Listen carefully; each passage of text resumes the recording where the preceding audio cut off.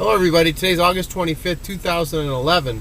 I want to talk about the Jackson Hole Wyoming conference tomorrow, where Bernanke is going to give his speech on the long-term economic growth, which is top of the list. And I wanted to see what you guys think. If you want to put comments down below, I'm going to give you some scenarios that I believe are possible. And will Bernanke come riding in atop his horse with his guns blazing, or will he kind of shuffle in holding his fishing rod and creel? I mean, we'll have to wait and see. That'd be some sight. Come shooting his 6-shooters. I don't think that's going to happen. You might be surprised at what I actually think is going to happen. Slim chance. But anyway, it's kind of interesting to toss around what might happen. I don't think we're going to get QE3. QE3 would be a boost to the market, precious metals, but QE3 would be just more of the same stuff that hasn't worked and just make things worse. The stimulus hasn't worked. Printing money's not going to create production. We need production. We need jobs. We don't need to print money. That's not what's going to get us going. So anyway, I'd like to talk about a few things. I'd like to be clear about something. I don't think there's much that the Federal Reserve can do. All they can really do is print money. I mean, when we headed into recession in 2000, the Fed funds rate was around 6.5%. So they could lower interest rates. I mean, that's what they do. They print money, or they lower interest rates, or they play around with the yield curves. We headed in 2007 into recession. The Fed's fund rate was 5.5. So they could lower rates then. Well, we're heading back into a recession now, and rates are like 0 to 0.25. Basically, they're near zero now. So they don't have that. They don't have that in the arsenal. So we'll take a look at what they do have in their arsenal, and we'll see maybe if Bernanke has any silver bullets in his 6-shooters. I don't know.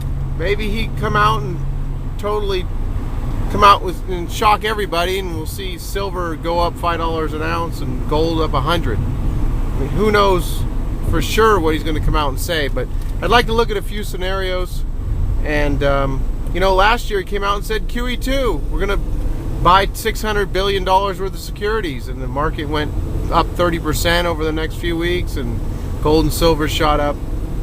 So anyway, I think scenario number one would be QE3 announcement. The market go up, the metals go up. Ultimately, wouldn't do any good.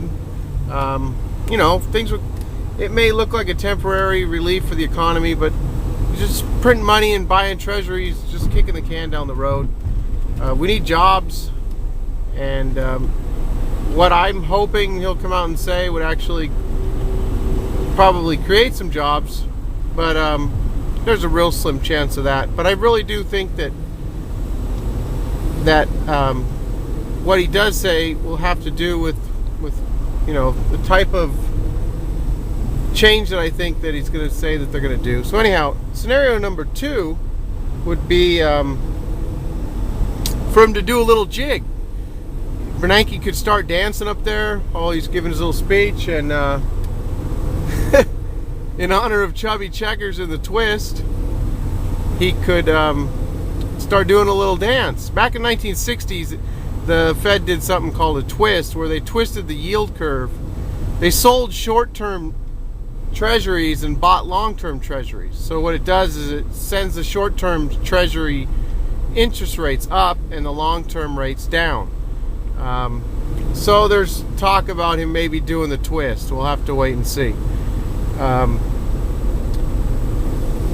There's also talk about a QE 2.5, or kind of a QE light, where they just, they have already 2.8 trillion on their balance sheet. So when the treasuries come due that they already own, they just roll those back into more treasuries. So the balance sheet doesn't change.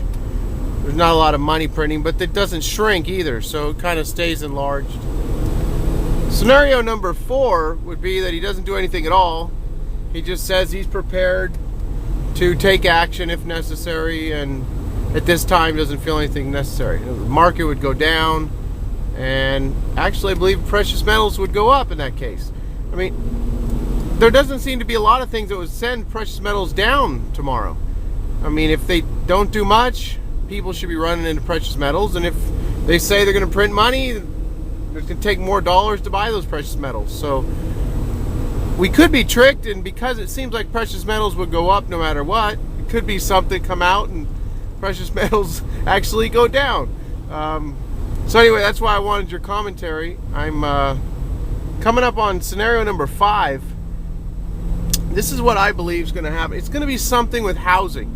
I believe he's going to mention something with housing, maybe buying more mortgage-backed securities, or he actually might try to be Mr. Roper and just say that the Fed's going to start buying single-family homes. I mean, that sounds pretty crazy. I don't know how that would actually work out, them becoming a landlord, but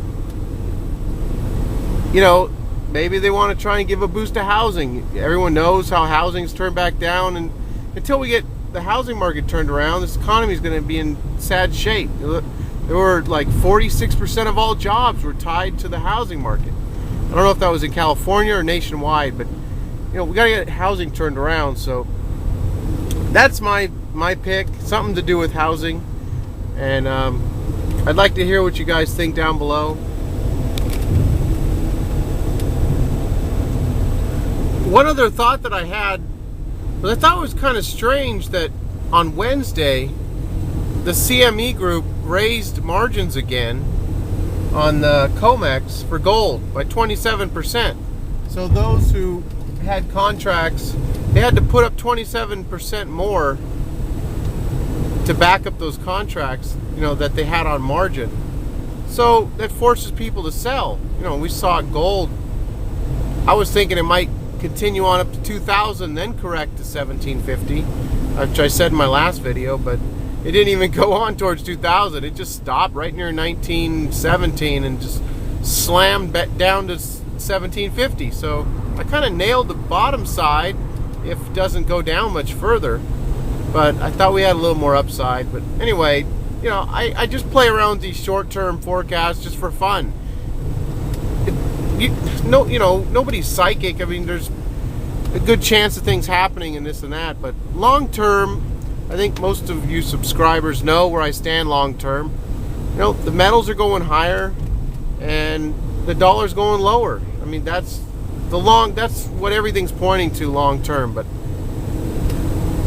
I thought it was really weird, just a couple days before the Jackson Hole conference, that they raised margins again, slammed gold down and silver. Slammed silver down $4 and slammed gold down like $150. Maybe that was in preparation for what's going to be coming out that's going to make them shoot up again. Wanted to bring them down before they were going to shoot up again, because you know, the central banks, they don't want to have gold and silver rising. That just shows what a poor management job they're doing to the US dollar. It shows all the money printing they've been doing and how many more dollars it takes to buy things. Not just gold and silver, all commodities. So anyway, I thought that was kind of coincidental that happened, if that's the right word. Yeah, okay.